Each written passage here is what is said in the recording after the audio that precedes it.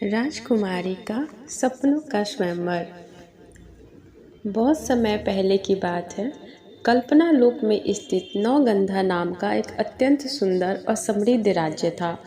यहाँ की धरती सदा हरी भरी रहती, नदियाँ मधुर संगीत से बहती और आकाश में कभी काले बादल नहीं आते थे। इस राज्य की सबसे कीमती धरोहर थी उसकी राजकुमारी वैदेही। वैदेही केवल सुंदर ही नहीं, अत्यंत बुद्धिमान और दयालु हृदय की युवती थी। परंतु एक रहस्य उसके जीवन से जुड़ा था। हर पूर्णिमा की रात वो एक ही सपना देखती कि एक वीर योद्धा जो सुनहरी रोशनी से घिरा होता, उसे किसी अंधकार से बचाने आता। वो उसका चेहरा कभी नहीं देख पाती, लेकिन उसकी आंखों की गहराई वैदेही के भीतर तक छू जाती। एक दिन राजगुरु ने उसके इस स्वप्न का रहस्य बताने का निश्चय किया। उन्होंने ध्यान मग्न होकर आकाश में संकेत लिया और कहा, राजकुमारी, ये केवल स्वप्न नहीं, यह भविष्य का संकेत है। आपके जीवन साथी का परिचय इस स्वप्न के माध्यम से हो रहा है। समय आ गया है कि आप उसका चयन करें। राजा महेंद्र सेन ने पूरे राज्य में घोषणा कर दी, 3 पूर्णिमा बाद राजकुमारी वैदेही का स्वयंवर होगा। जो युवक 3 चुनौतियों को पार करेगा, वही राजकुमारी का वर बनेगा। राज्य में हलचल मच गई। पास और दूर दराज के राज्यों से राजकुमार, योद्धा और ज्ञानी आने लगे, पर सबके मन में एक ही प्रश्न था, क्या सपनों का योद्धा भी आएगा? अब मैं राज्य की सीमाओं से बहुत दूर चित्रकूट के घने जंगलों में एक युवक रहता था, आर्यमान। उसके बारे में किसी को ज़्यादा जानकारी नहीं थी। बस इतना पता था कि वो बहुत शक्तिशाली है, पर किसी दरबार या राज्य से नहीं जुड़ा। उसके पास तलवार नहीं, बल्कि एक रहस्यमयी लाठी थी जो उसकी इच्छा अनुसार रूप बदल लेती। आर्यमान को भी वैदेही के स्वयंवर का संदेश मिला, लेकिन उसके जाने से मना कर दिया। मैं कोई राजकुमार नहीं, ना मेरा राज्य है, ना पहचान है, उसने अपने गुरु से कहा। लेकिन उसके गुरु अच्युत्य मुस्कुराए। क्या तूने भी हर पूर्णिमा की रात एक स्वप्न नहीं देखा? वह स्वप्न तुझे बुला रहा है आर्यमान, और यह स्वयंवर तेरे भाग्य का द्वार है। एक रात उसी स्वप्न में आर्यमान को पहली बार राजकुमारी की झलक मिली। वही जैसी वैदेही देखती थी। वो चौंका, क्योंकि अब तक वो समझता था कि यह बस एक कल्पना है, लेकिन यह दो आत्माओं का बंधन था। अगली सुबह वह गुरु को प्रणाम कर नौगंधा की ओर निकल पड़ा।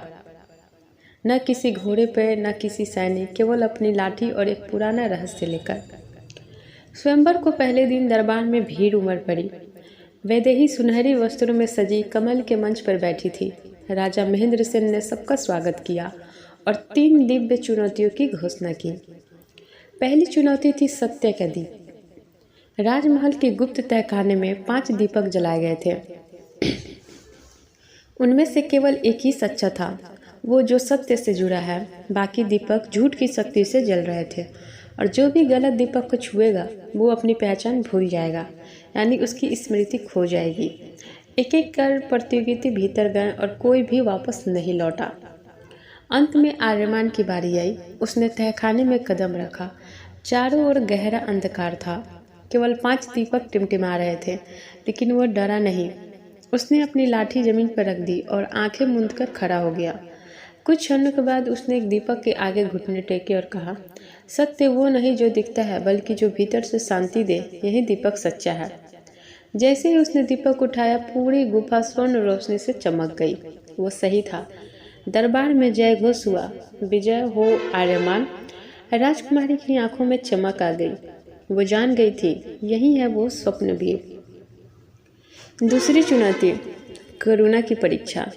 दूसरे दिन की चुनौती और भी कठिन थी। करुणा की परीक्षा। हर योद्धा को एक अदृश्य प्राणी के पास ले जाया गया, जो दर्द में करहा रहा था। केवल वही उसे देख सकता था जो करुणा से भरा हो और जो उसकी पीड़ा को बांट सके। कई योद्धा आए और चले गए, उन्हें कुछ नजर नहीं आया। आर्यमान को बुलाया गया। वो जैसे ही उस स्थान पर पहुंचा, उसने देखा एक घायल ड्रैगन जिसके पंख टूटे हुए थे, लेकिन बाकी किसी को वो नजर नहीं आ रहा था। आर्यमान ने डरने के बजाय उसके पास जाकर कहा, तू भय नहीं, दुख का प्रतीक है। मैं तेरा दर्द बांटता हूँ। उसने अपनी लाठी को पानी बना दिया और ड्रैगन के घाव धोए। ड्रैगन ने आंखें खोली और कहा, तू वो है जिसे मैं सैकड़ों वर्षों से खोज रहा था। तेरा हृदय शुद्ध है। वो उड़ गया और उसके जाते ही स्वर्ण पदक आसमान से नीचे गिरा। दरबार में पुनः घोषणा हुई। दूसरी चुनौती में भी आर्यमान विजयी हुआ। तीसरी चुनौती, आत्मा का द्वार। स्वयंवर का तीसरा और अंतिम चरण सबसे कठिन था, आत्मा का द्वार। इस पे योद्धाओं को मनु दर्पण नामक रसमयी दर्पण के सामने खड़ा होना था, जो उनके भीतर की सबसे गहरी सच्चाई को उजागर करता। वहाँ झूठ, छल या बहादुरी का दिखावा नहीं चलता। घोषणा हुई, जो अपने सबसे बड़े भय से जीतकर बाहर आएगा वही विजेता कहलाएगा। जब आर्यमान की बारी आई तो पूरा दरबार शांत हो गया। जैसे ही वो मनु दर्पण के सामने खड़ा हुआ, दर्पण चमक उठा और एक दृश्य उभर आया। उसके माता पिता, जो कभी एक शक्तिशाली राज्य के शासक थे, राजद्रोह के झूठे आरोप में मार दिए गए थे। वो बच्चा था तब, और तब से जंगल में छुपकर बड़ा हुआ। उसकी सबसे बड़ी पीड़ा यही थी, उसने कभी न्याय नहीं मांगा, न बदला लिया, बस सबको माफ कर दिया। दर्पण में एक आवाज़ आई, क्या तू अभी क्षमा को अपने अस्त्र के रूप में चुनता है? आर्यमान ने उत्तर दिया, हाँ, क्योंकि मैं उनसे बड़ा नहीं बन सकता जिन्हें मैंने माफ नहीं किया। अचानक दर्पण टूट गया और उसकी जगह एक दिव्य रत्न प्रकट हुआ। आकाश से आकाशवाणी हुई, विजेता मिल गया, वही स्वप्न का वीर, यही है भविष्य का राजा। दरबार में तालियों की गूंज हुई, पर एक रहस्य अभी भी बाकी था। स्वप्न और स्वप्न राजा। स्वयंवर का दिन आ गया था। महल को फूलों, दीपों और रंगों से सजाया गया, पर वैदेही के मन में एक हलचल थी। उसने आर्यमान से अकेले मिलने का